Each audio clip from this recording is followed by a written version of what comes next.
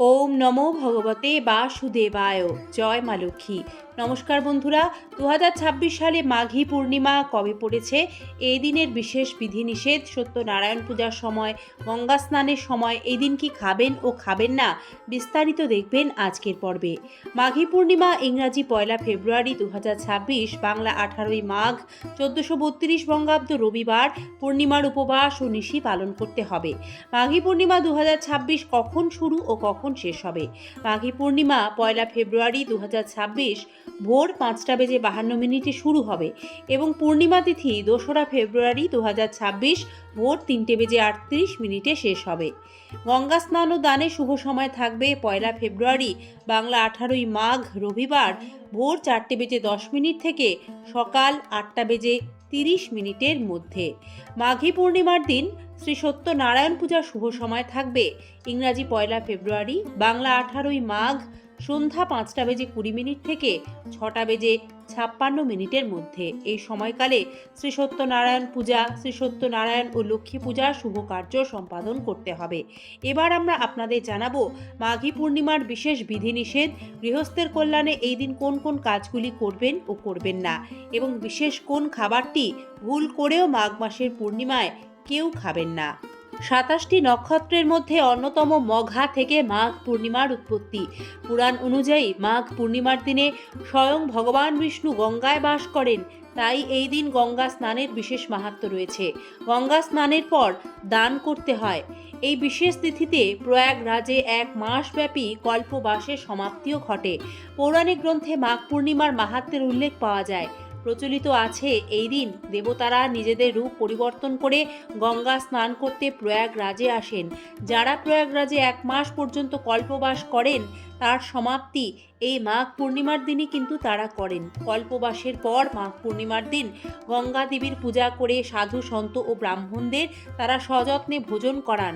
দর্শক বন্ধুরা, এটা শাস্ত্রে মান্যতা রয়েছে, মাঘ পূর্ণিমার দিনে গঙ্গা স্নান করলে শরীরের রোগ নষ্ট হয়। মাঘী পূর্ণিমার দিন তুলসী গাছের পুজো করা উচিত। পূর্ণিমার সকালে স্নানের পর তুলসী গাছে জল অর্পণ করুন, সন্ধ্যায় ঘিয়ের প্রদীপ জ্বালান। তবে পূর্ণিমার দিন ভুলেও তুলসী পাতা তুলবেন না, এতে শ্রীহরি ও মা লক্ষ্মী রুষ্ট হন। সংসারে আর্থিক অভাব অনটন দূর করে প্রচুর আয় উন্নতি বাড়াতে মাঘী পূর্ণিমার দিন মা লক্ষ্মীর ফটো বা মূর্তির সামনে 11টি কড়ি অর্পণ করে তাতে হলুদের তিলক করুন এবং পরের দিন সমস্ত কড়িকে একটি নতুন লাল কাপড়ে বেঁধে অর্থ রাখার স্থানে রেখে দিন। এমন করলে আপনার সংসারে অর্থাভাব দূর হবে মা লক্ষ্মীর আশীর্বাদে।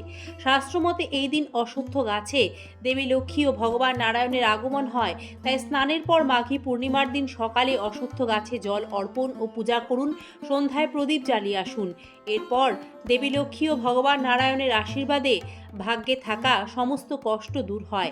মাঘী পূর্ণিমার দিন সম্ভব হলে দেবী লক্ষ্মীকে পায়েসের ভোগ অর্পণ করুন এবং পুজোর পর মা লক্ষ্মীকে সংসারের উন্নতির জন্য প্রার্থনা জানান। মাঘী পূর্ণিমা তিথি দান ছাড়া অসম্পূর্ণ। এই বিশেষ তিথিতে গঙ্গা স্নানের পর অভাবী দুস্থ ব্যক্তিকে খাদ্যশস্য, কালো তিল, নতুন পোশাক, বিশেষ করে শীতের পোশাক, খাবার দান করা উচিত এবং সংসারে সুখ শান্তি সমৃদ্ধির জন্য মাঘী পূর্ণিমায় আপনার সাধ্যমতো দরিদ্র দুস্থ শিশুদের খাওয়ানোর সেবা প্রকল্পে অবদান রাখুন, পুণ্যের অংশীদার হবেন।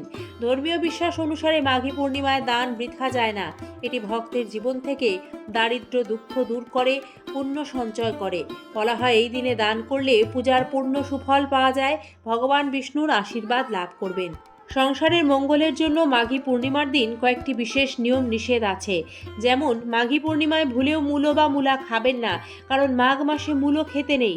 আমিষ জাতীয় খাবার, নেশাদ দ্রব্য এইগুলিও মাঘী পূর্ণিমার শুভ দিনে এড়িয়ে চলুন। পূর্ণিমা তিথিতে পোড়া খাবার খেতে নেই, ক্ষৌরকর্ম করবেন না, অর্থাৎ নখ চুলদাড়ি কাটবেন না, দেরি করে ঘুম থেকে উঠবেন না। মাঘী পূর্ণিমার দিন সকাল সকাল ঘুম থেকে উঠে স্নানের জলে গঙ্গা জল মিশিয়ে স্নান করুন। স্নানের পর সূর্যদেবকে জল অর্পণ করুন, প্রার্থনা করুন। নির্ধারিত রীতি অনুসারে ভগবান বিষ্ণু ও মাতা লক্ষ্মীর উপাসনা করুন। এই দিনে সত্য, সংযম, শান্তির প্রতি বিশেষ মনোযোগ দিন। উচ্চস্বরে কথা বলবেন না, এতে গৃহলক্ষ্মী অসন্তুষ্ট হন, গৃহত্যাগ করেন, ফলে দারিদ্র্য যোগ আসে। দর্শক বন্ধুরা, খুব প্রয়োজন ছাড়া মাঘী পূর্ণিমার দিন কাউকে টাকা ধার দেবেন না। আপনি নিজেও ঋণ নেবেন না, এতেও দারিদ্র্য আসে। ক্রোধ, নেতিবাচক চিন্তা, তর্ক, মিথ্যা থেকে দূরে থাকুন। এদিন কালো পোশাক পরা এড়িয়ে চলুন। আপনার ঘর, রান্নাঘর, উপাসনালয় অর্থাৎ পূজার ঘর, বাড়ির সদর দরজার বাইরের দিকটি খুব ভালোভাবে পরিষ্কার পরিচ্ছন্ন রাখুন। মাঘী পূর্ণিমার সন্ধ্যায় অবশ্যই বাড়ির উত্তর পূর্ব দিকে একটি ঘিয়ের প্রদীপ জ্বালাবেন। বাড়ির সদর দরজার বাইরের দিকে একটু ফুল বা আতপ চাল বিছিয়ে দুটি ঘিয়ের প্রদীপ জ্বালাবেন পূর্ব দিকে মুখ করে। এইভাবে মাঘী পূর্ণিমার নিয়মগুলি পালন করলে নিশ্চিত রূপে তার সুফল পাবেন। সকলকে ধন্যবাদ আজকের পর্বটি সম্পূর্ণ দেখার জন্য। মা লক্ষ্মী ও ভগবান নারায়ণের আশীর্বাদে আপনাদের জীবন হয়ে উঠুক সুখ শান্তিতে পরিপূর্ণ।